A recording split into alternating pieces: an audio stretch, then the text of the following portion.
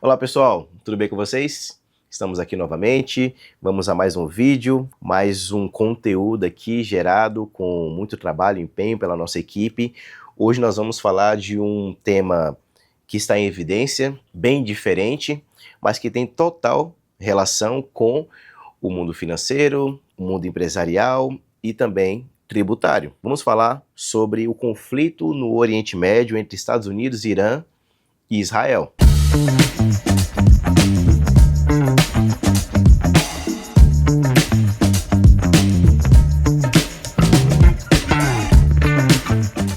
Esse conflito ele vai gerar aí consequências por todo o globo por conta do fechamento do Estreito de Hormuz. Esse conflito gerou consequências e está gerando consequências por todo o globo. Para a gente contextualizar aqui o porquê dessas consequências, nós precisamos primeiro entender o que passa por esse Estreito de Hormuz. Por lá circulam petróleo, gás natural, fertilizantes e esses produtos são comercializados por todo o globo. Mas você pode perguntar para mim, poxa Danilo, mas eu estou aqui no Brasil, o que eu tenho a ver com esse conflito, com esse fechamento do estreito lá do Oriente Médio, lá do outro lado do mundo? E eu posso te responder que tudo. Por que tudo? Porque no mundo nós consumimos diariamente cerca de 100 milhões de barris de petróleo. E por esse estreito circulam cerca de 20% do que nós consumimos no mundo. Se nós temos a mesma demanda de 100 milhões de barris de petróleo e a nossa oferta diminui em 20%, como consequência, nós temos o aumento de preços. E o aumento de preços do quê? Do insumo energético primário do nosso planeta. Nós não temos um substituto para o petróleo de forma imediata. Não tem uma segunda opção. É o petróleo e ponto, acabou. Nós temos discussões hoje sobre a renovação, né, a mudança da nossa base energética, mas isso vai levar anos.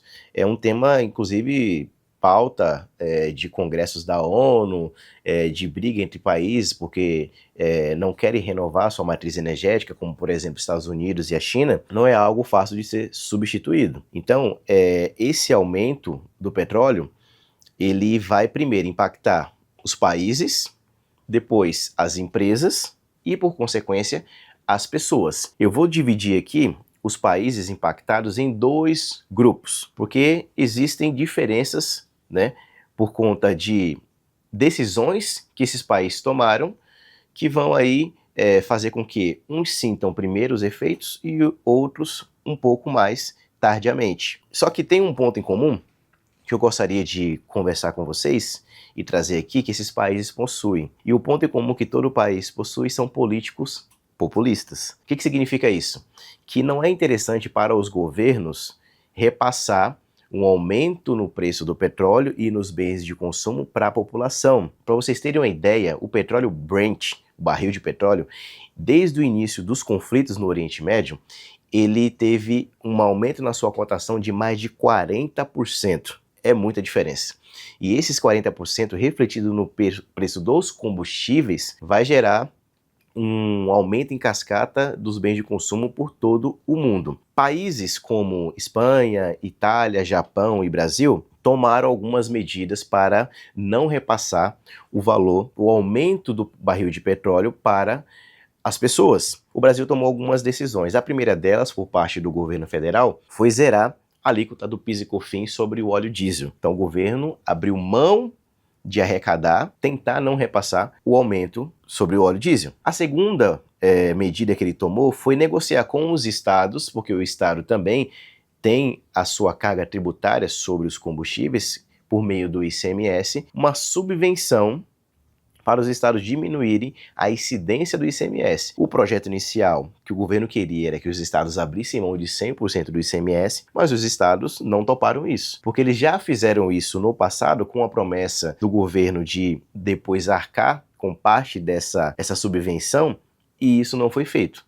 Então, o governo federal negociou e os estados eles chegaram a um acordo com o governo federal de diminuir, né, o ICMS, mas não em 100%, mas quem vai subsidiar parte disso vai ser o governo federal. E isso é uma diminuição das contas públicas. Então o governo vai tirar dinheiro das contas públicas para subsidiar o ICMS. E isso vai gerar também o endividamento. Então nós temos duas medidas que vão gerar 3 efeitos. Primeiro, abrir mão de parte da arrecadação, a tirar dinheiro dos cofres públicos, e depois o endividamento, que tem ligação direta com a inflação. O segundo grupo de países que nós temos são países que, primeiro, são autossuficientes em petróleo e países que possuem reservas estratégicas de petróleo. Um país autossuficiente, Estados Unidos. Um país que possui reservas estratégicas, China. Esses países, eles tendem a sofrer menos inicialmente com o aumento do preço do petróleo, mas isso também não vai durar para sempre. Por quê? Primeiro, nenhuma reserva de petróleo vai durar para todo sempre. A China tem 1,2 milhão de barris de petróleo em reservas estratégicas. Conforme o tempo vai passando, ela vai consumindo isso e não vai durar meses. A demanda chinesa por combustíveis é muito alta. E o principal fornecedor da China é o Oriente Médio. A maior parte dos combustíveis que ela consome do petróleo passa pelo Estreito de Hormuz. Quanto aos Estados Unidos, de nada vai valer essa autossuficiência deles se o preço dos combustíveis e dos produtos mundo afora explodir, porque os Estados Unidos também depende muito de produtos produzidos em outros países. Nós temos aqui 2 grupos de países que terão consequências, né, sofridas por esse conflito no Oriente Médio e o fechamento do Estreito de Hormuz. Uma outra consequência que eu gostaria de trazer para vocês e a gente discutir aqui, e na minha opinião é a mais grave, é com relação a outro produto que também passa pelo Estreito de Hormuz, que são os insumos agrícolas. Aqui no Brasil, nós somos autossuficiente com relação à produção agropecuária. Nós produzimos muito, o nosso agro é muito forte, tanto é que nós alimentamos mais de 1 bilhão de pessoas no mundo. Nós somos responsáveis pela alimentação de mais de 1 bilhão de pessoas. Só que o Brasil, ele não é autossuficiente com relação aos insumos utilizados na produção de alimentos. Então nós importamos mais de 90% dos fertilizantes que nós utilizamos na produção de alimentos. Se esse conflito perdurar por mais tempo, vai chegar ao momento em que nós não vamos ter mais insumos para produzir alimentos. E isso vai gerar o quê? Uma crise alimentar. Isso é muito danoso para o nosso mundo como um todo. É uma situação meio que insustentável esse conflito no Oriente Médio.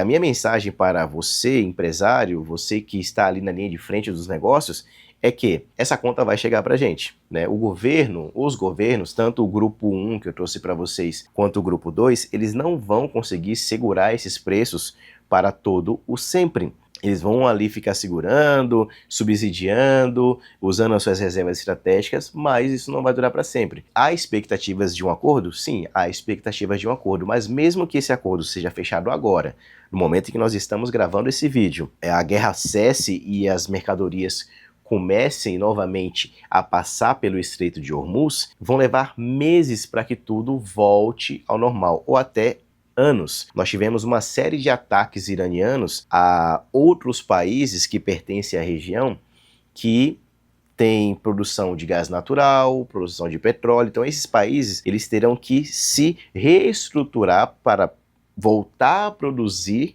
novamente, que nós consigamos também escoar toda essa mercadoria que está represada, né, e chegar nas empresas e produzir os insumos, produzir o petróleo. Isso vai levar muito tempo. Nós passaremos por um momento difícil, globalmente falando, e o aumento de preços ele é inevitável. Então a minha dica é, você empresário que está na linha de frente, se organize, se planeje, corte custos que você entende que sejam possíveis de ser cortados, não tome atitudes que vão gerar gastos desnecessários e procure também melhorar o seu fluxo de caixa. E nesse sentido, a DSS, a empresa a qual eu sou o CEO, nosso time pode te ajudar. Nós somos especialistas em recuperação tributária, que é um trabalho de avaliar dentro da sua escrita fiscal se você pagou impostos indevidos nos últimos 5 anos. Esses valores eles retornam para você em forma de crédito. Você pode utilizar para abater tributos vincendos ou pedir esses valores de volta para fortalecer o seu caixa e fazer com que você passe por esse período turbulento que nós vamos passar de uma forma